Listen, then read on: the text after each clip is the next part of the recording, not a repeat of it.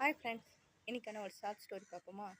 ஒரு பணக்காரர் அந்த ஊரில் இருக்க எல்லா மக்களுக்கும் விருந்தளிக்க ஏற்பாடு பண்ணியிருந்தார். ரொம்ப பிரம்மாண்டமாக சமையல் நடந்துட்டுருக்கு. அந்த நேரத்தில் மேலே ஒரு கழுகு ஒரு பாம்பை தூக்கிக்கிட்டு பறந்து போயிட்டு இருந்துச்சு.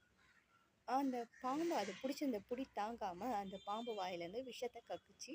அந்த சமையல் பண்ணிட்டு இருந்தாங்களே விருந்துக்கு, அந்த சமையல் உணவில் அந்த விஷம் வந்துட்டு பட்டுடுச்சு. இதை சாப்பிட்ட எல்லா மக்களும் உயிருக்கு போராடிட்டு இருக்காங்க. இப்போ இந்த தவறுக்கான காரணம் யாரு? அந்த சமையல் செய்த சமையல்காரரா, விருந்துக்கு ஏற்பாடு பண்ண அந்த பணக்காரரா, அந்த கழுகா, அந்த பாம்பா? யார் மேலே குற்றம் சொல்ல முடியும்? யார் இதுக்கு குற்றவாளின்னு பொறுப்பேற்க முடியும்? யாருமே சொல்ல முடியாதுல்ல. யாரை குற்றவாளின்னு நம்ம சொல்கிறதுக்கு இருக்குது? இதே போல தான் நம்ம வாழ்க்கையில் நிறைய பிரச்சனைகள் நமக்கு நடக்கும்.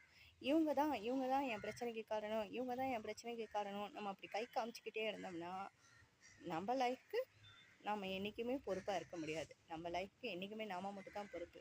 நம்மளுடைய கஷ்டத்துக்கும் நம்மளோட பிரச்சனைக்கும் நாம் மட்டுமே பொறுப்பு. அதை முதல்ல நம்ம ஃபஸ்ட்டு நம்ம என்ன நம்ம பிரச்சனைக்கு காரணம், நம்ம அதை ஐடல் பண்ணி அதை தீர்க்கறதுக்கான வழியை தான் நம்ம பார்க்கணும். ஓகே, காரணம் மற்றவங்களுக்கு மேலே நம்ம சாட்டிகிட்டே இருந்தோம்னா கடைசி வரைக்கும் நம்ம